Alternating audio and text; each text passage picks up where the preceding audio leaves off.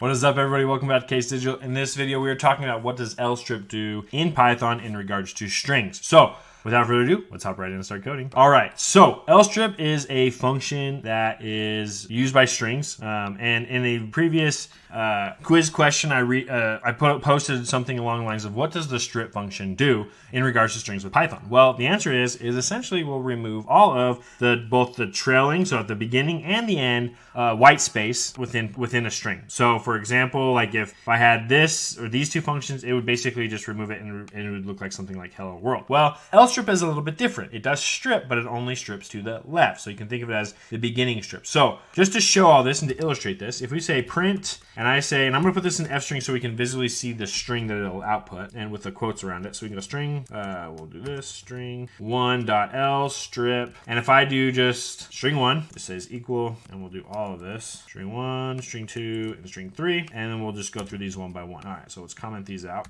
So again, LStrip removes just the leading. It just strips from the leading side of the string, so the beginning. If I go ahead and rerun this, you'll see that string 1, hello world, is going to be the exact same because there is no white space and characters in front of it. If I go to string 3, you can see here's a bunch of white space characters here, which strip would normally, because there's not like an additional like R or E character like that there, it would strip normally would remove all of this as well. Well, if we do LStrip on this string and we rerun this, so string 1, again, is what we wanted to get to, which is hello world. String 3 will keep all of that stuff to the right or the end of that string when using LStrip. So if you're trying to match something like string 1, like I just mentioned, with string 3, you'd probably not want to use LStrip. You'd want to either use strip, or if you need to maintain some stuff in the beginning, you probably want to use right strip or R strip, which I have a video that I will post or link up here that you can go check out as well. So that being said, you probably guess where this is going. If I come in here and I have just a single leading white space right there, and I go and do strip 2 or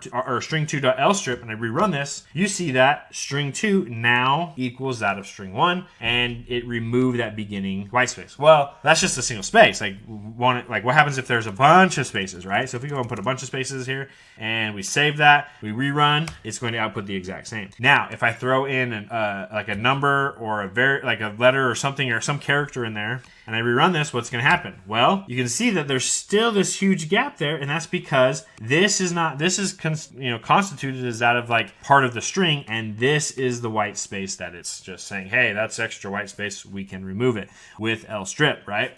So that's if you add an additional character, but what happens if we add like these white space characters here? So I go ahead and I add these white space characters in here, and I go ahead and rerun this. Again, I remove that character 3, so now technically all of this is white space. Different white space characters, just from a space, a new line, tab, which is a /t, a return statement, character return statement. We run all of these.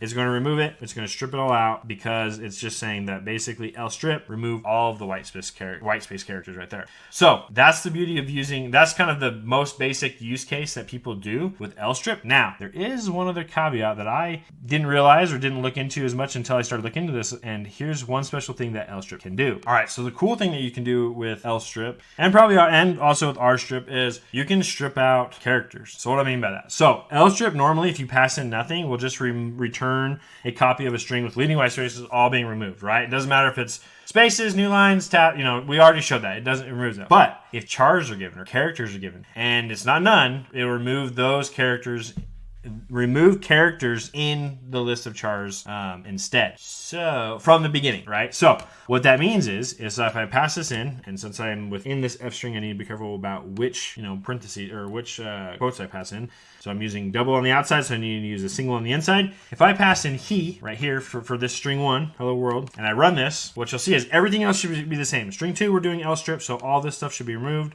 String 3, we're doing LStrip, all this stuff should stay, right? So if I go ahead, rerun this, you'll see that by passing in he, from the beginning, it removed those characters, and we're left with basically that substring, right? So what happens if we pass that into he into string 2? We know that there's hello world here, but there's also a bunch of white space at the beginning. What's it going to do? Well, it kept everything in the front, and it basically kept the string as we had it. Well, that doesn't make sense. It said we pass in characters, they'll be removed.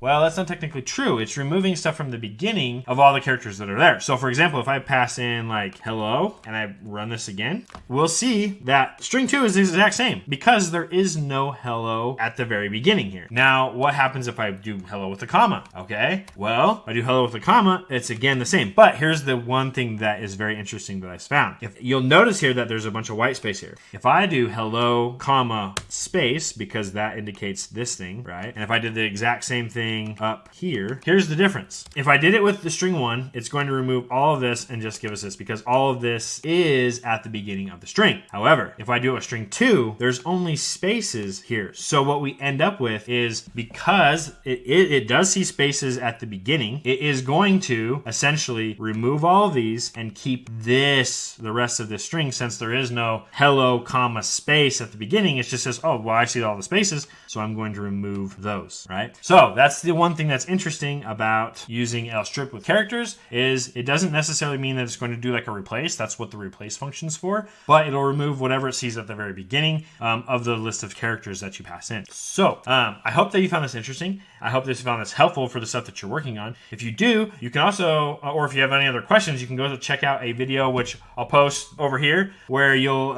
essentially can watch some more about strip or LStrip or RStrip. And until next time, keep on programming.